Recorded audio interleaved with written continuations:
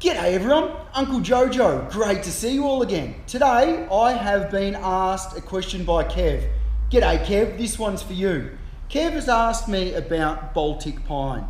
Baltic pine is not a native timber to Australia at all, yet we've got some houses that are over 150 years old that have used Baltic pine in its construction. Kev, damn good question. I am so impressed with this.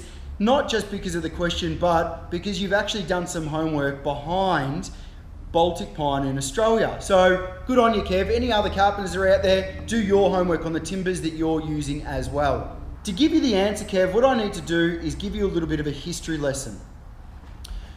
The original boats throughout England, Spain, and France, I believe, were oak boats. And oak being one of the most amazing timbers that we can get. Very versatile, extremely strong.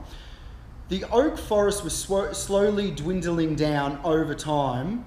Why were they dwindling down? Because the UK and France/Spain were cutting them down to build their boats, their fleets, their navy vessels out of, and then they were fighting each other for lands throughout Europe and other places around the world.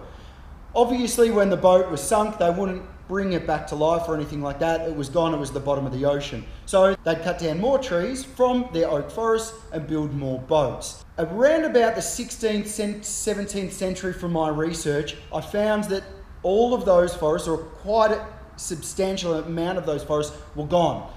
They weren't making big fleets of boats out of oak anymore. So one of the timbers they used was Baltic pine. And the Baltic pine was used to bring over the convicts to Australia, and they would do 3 trips.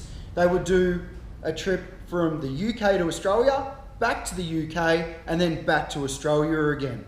What would happen after the 3 is that the timber would be deemed not fit to go back into the ocean, so they would pull the whole boat down and then they would build out of the timbers. Awesome use of timber. Unreal. That's what we need to be doing, reclaiming timber and reusing it wherever we can. So what did that mean for us in Australia? If you look at the position of where a lot of Baltic pine is, it's in main city areas. Adelaide, Sydney, Brisbane, Melbourne. I'm not sure about I'm not sure about Perth, but definitely Tasmania, and I'm not sure about Darwin either. So if you look at these main cities, anything that's close to the city has got Baltic pine as the flooring, weatherboards, and sometimes as roofing material as well. Rafters, ceiling joists, stuff like that. Not always. A lot of it has to also be Australian native, such as OB, ordinary builders, and mountain ash.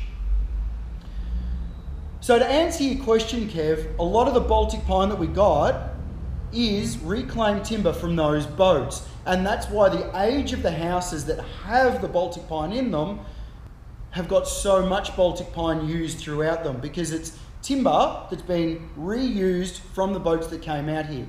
We worked on one house that was 120 years old, and almost the entire thing was Baltic pine.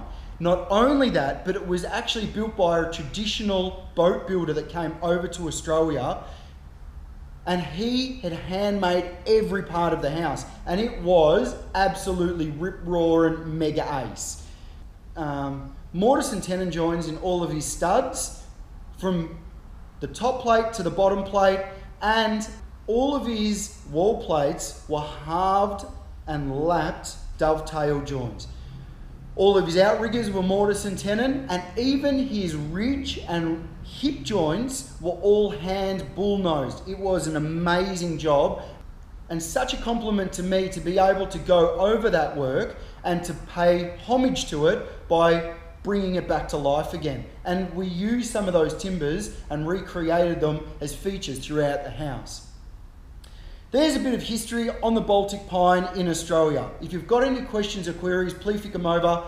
Kev, thanks for your question. I loved it. Mega ace. And anybody else out there, just for you, stay unreal banana peel, and I'll see you in the soup.